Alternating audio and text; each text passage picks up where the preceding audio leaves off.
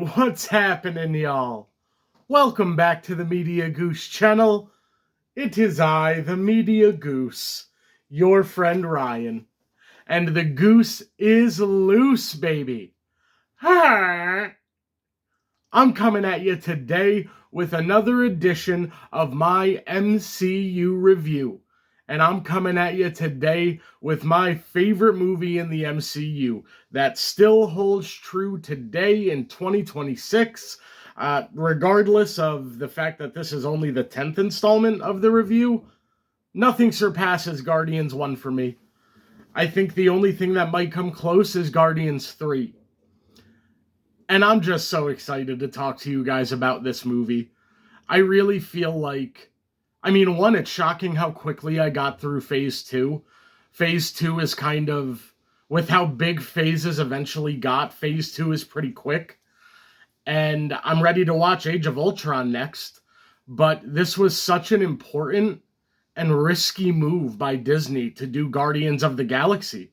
It was important because it was a totally different style than the MCU had been to that point.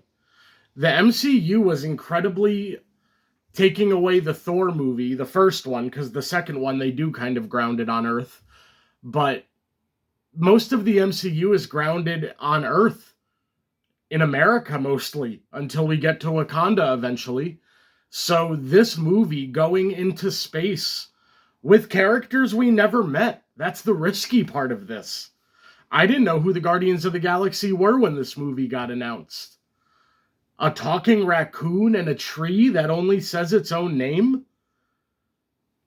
It was such a risk for this studio.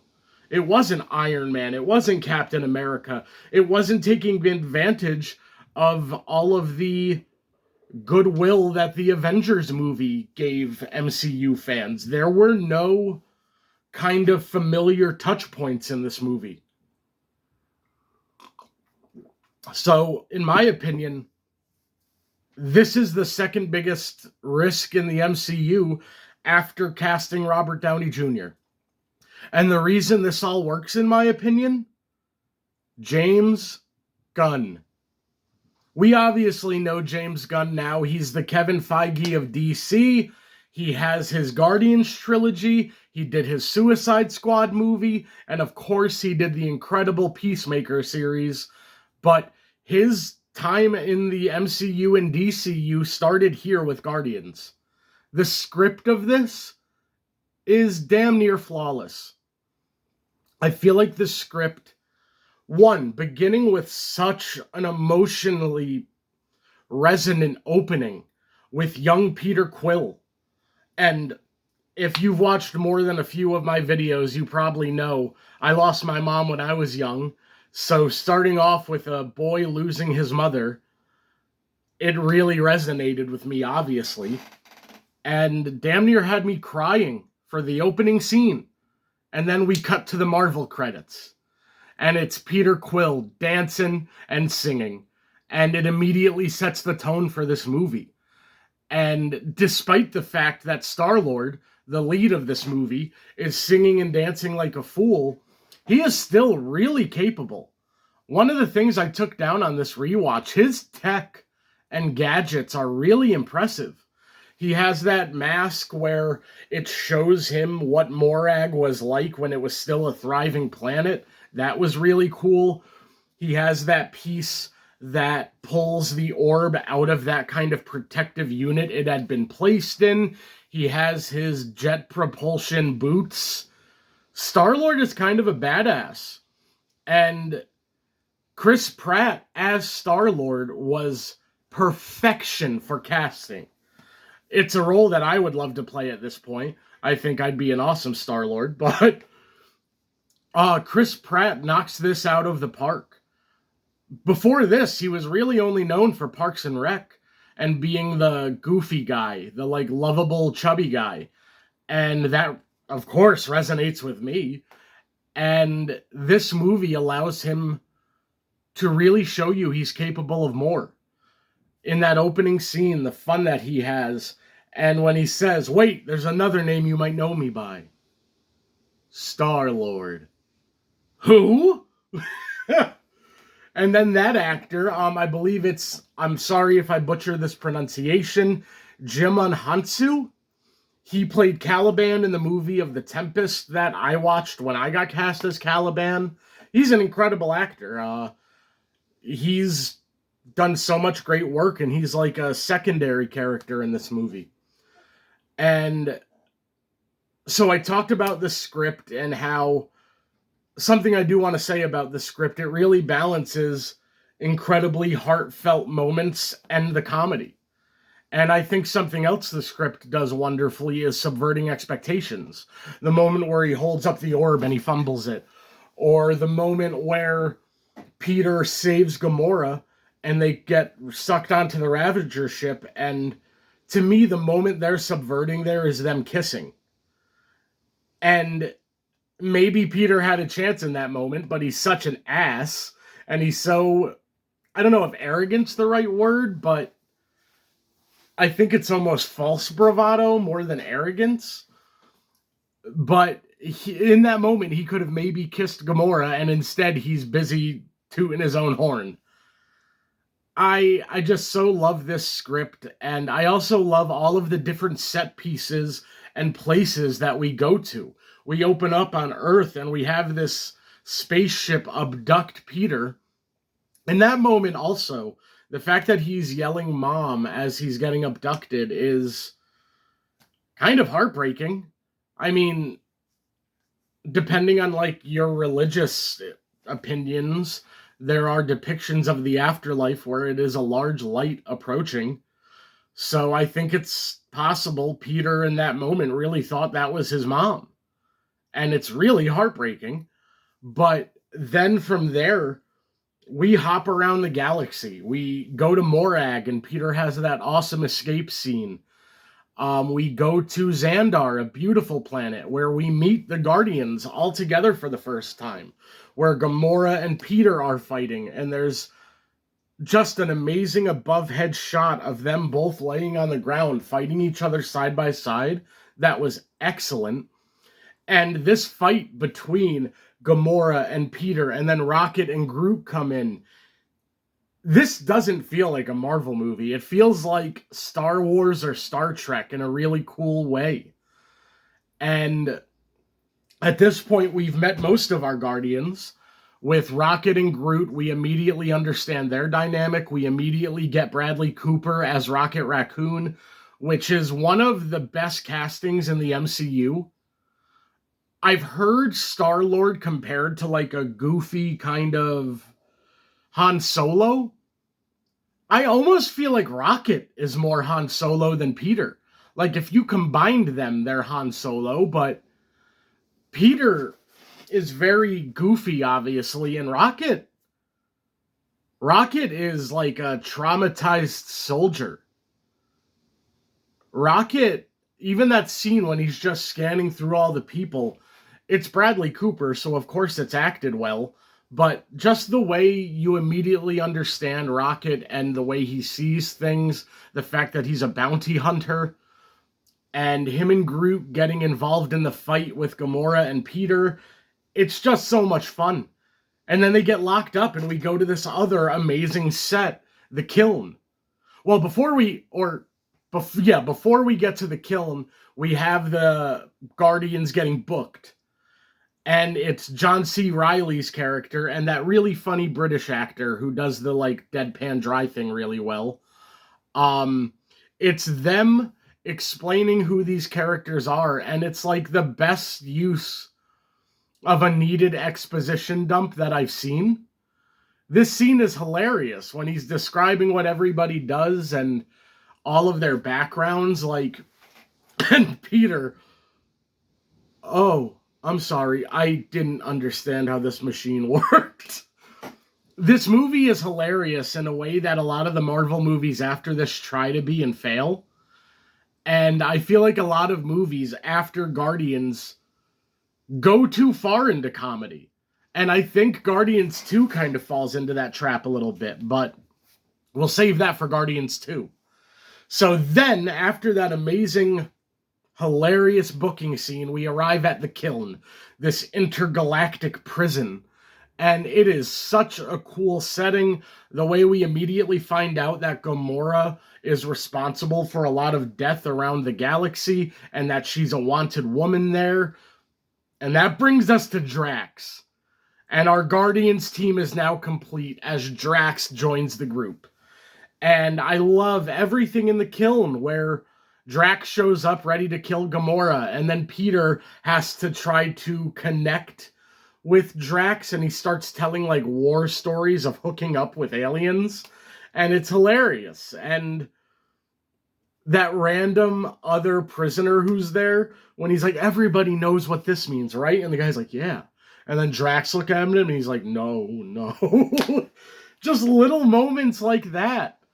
Little moments like that, to me, tell you the quality of the direction happening. Like, not everything feels like it's a written moment. In the way that the Avengers and the Iron Man movies have that kind of feel of, these actors are just having fun in the room and goofing around, and they know their characters so well that every moment stays really truthful and honest. It's excellent. And then we have the escape, when another subversion of expectations. We do the thing where they're planning the plan, they're like laying out the plan, and they're showing it as it's happening. But then Groot subverts the whole thing by taking the last thing first, and everything is sent into chaos. And that's so the Guardians. And Gamora heads off, and she says she's getting the one thing, and Peter's like, leg, because Rocket says he needs a guy's amputated leg. It's just hysterical. And then as that big battle breaks out, and you have Drax beating guards' asses, laughing his ass off the entire time. I love the way Drax just thoroughly enjoys like fighting and action, and it's unsettling. Like, Gamora and Peter are looking at each other while he's laughing his ass off. Like, what the fuck is wrong with this guy? It's incredible. And then we get them all standing together as those doors open, and it's our first, the team assembled. And we're only 20 minutes in. And this is now our second amazing set piece. And our team is together. 20 minutes in, and the Guardians are an established group. And now, let's talk about the villain, or villains, really.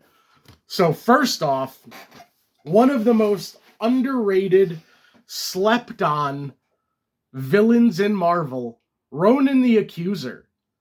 Ronan is a badass. Lee Pace gives one hell of a performance as Ronan.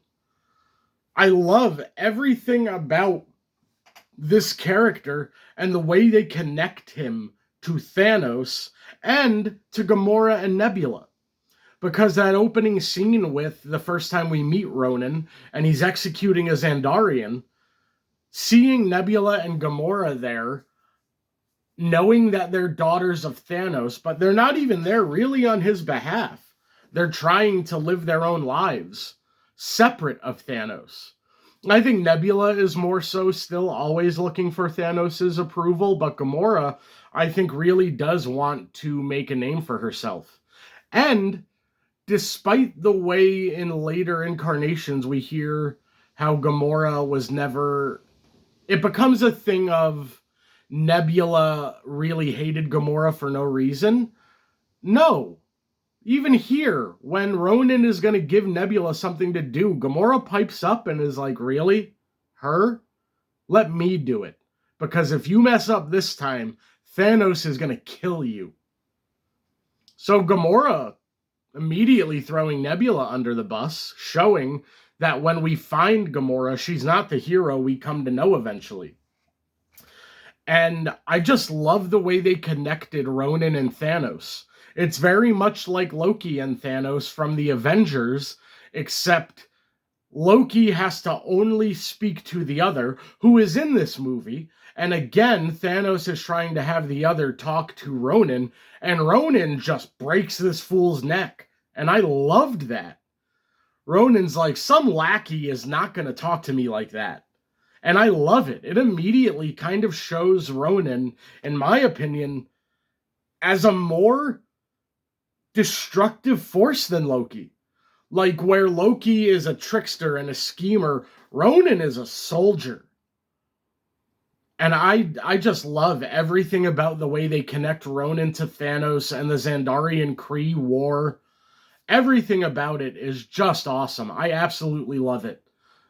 I think that this is a one-off movie villain done right. Unlike Killian from Iron Man 3 or Malekith from Thor 2, this is an amazingly done one-off villain because he is integral to multiple levels of the story. We've met people on Xandar, those Nova Corps members. We've met the people that he's dealing with on his team. We've met so many people in his orbit connecting him to the story that just makes Ronan the Accuser by Lee Pace one of my favorite Marvel characters ever. I think he's one of my 5 favorite villains, probably, if I'm specifically talking about the MCU. And I think the performance of Ronan has a very kind of, in the way that I compared it to Loki, I do think Ronan would work really well in a world of Thor, that lifted gravitas, like that heightened kind of drama. I really can't believe we never went back to Xandar and the Nova Corps. The Nova Corps is kind of Marvel's equivalent to the Green Lantern Corps. And you don't cast Glenn Close and John C. Reilly in roles for one-offs. I really think there was a plan to go back to Xandar, and we were going to get Nova, the superhero. I think his name is Richard Rider.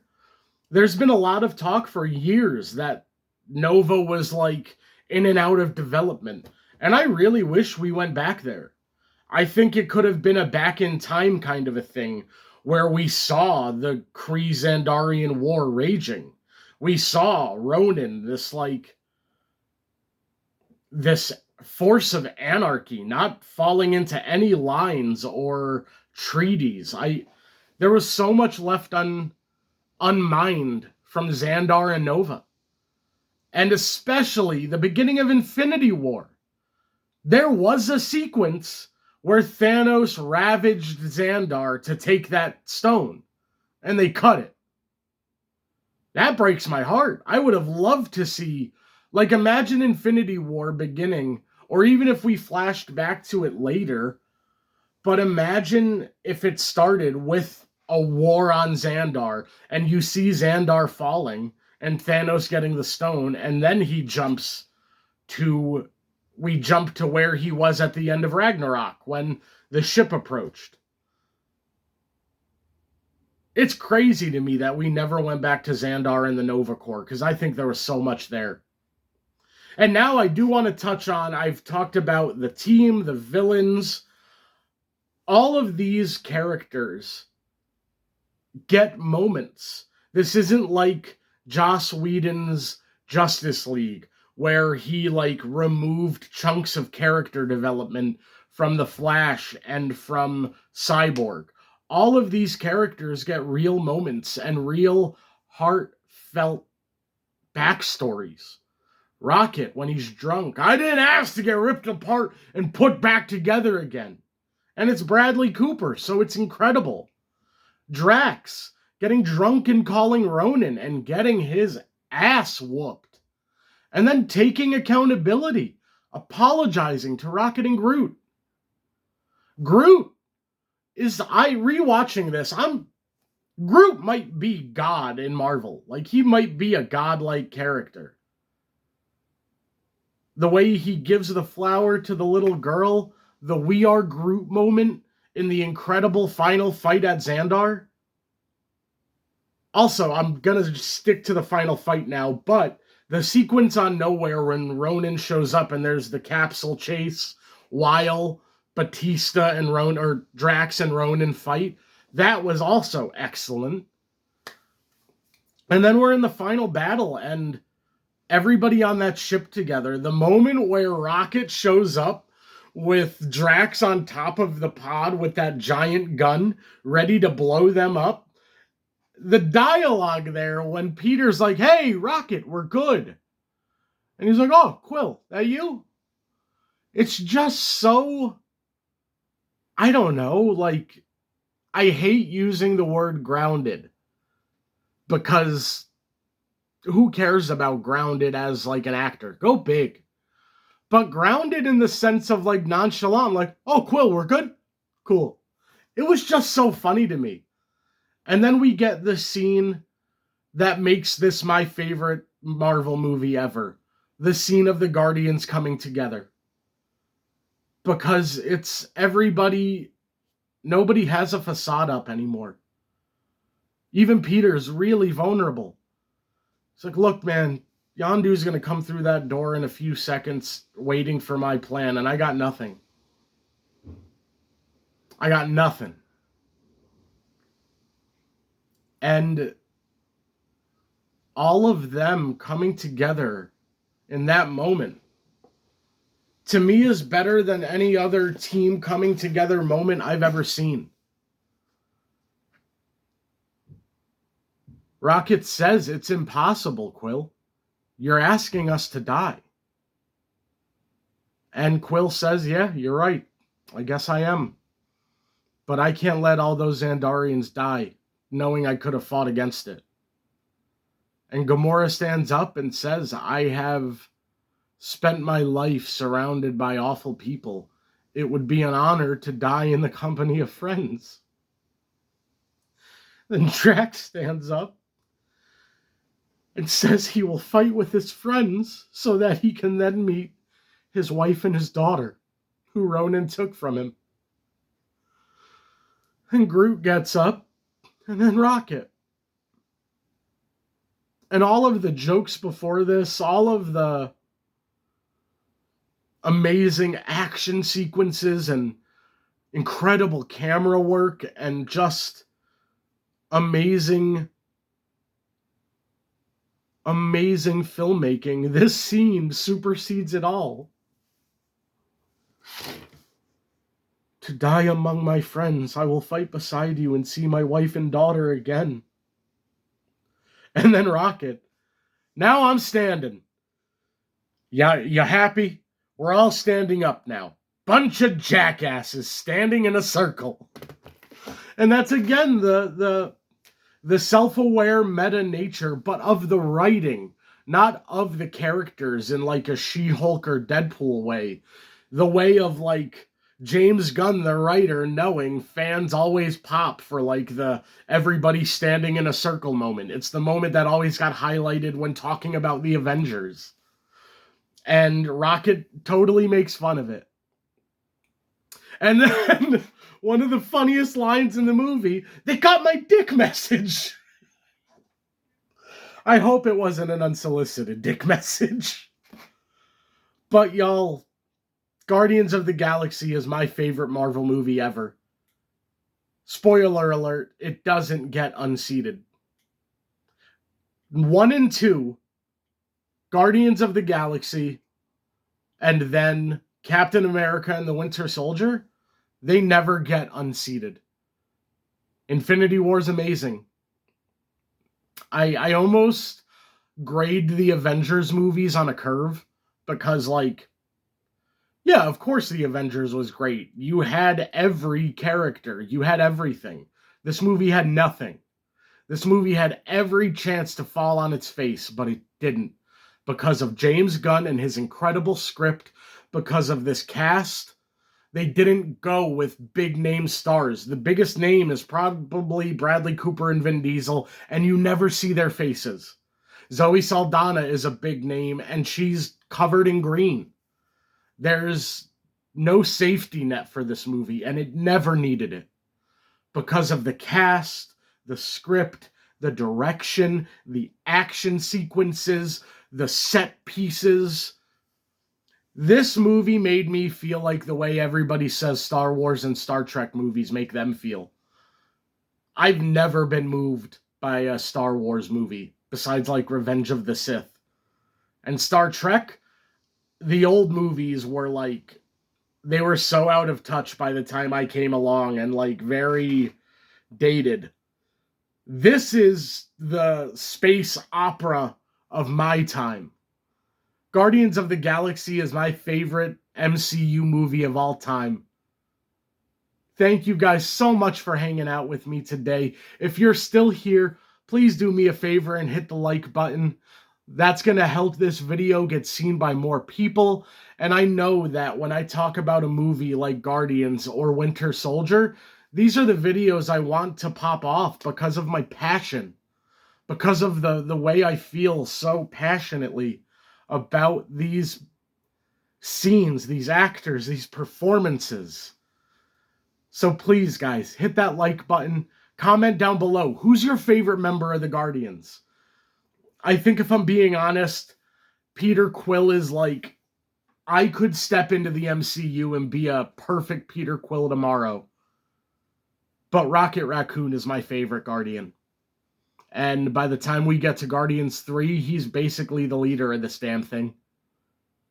So y'all, let me know your thoughts about Guardians of the Galaxy down below.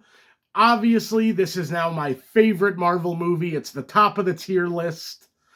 Age of Ultron is next. Age of Ultron is a movie that when it came out got a lot of negative press.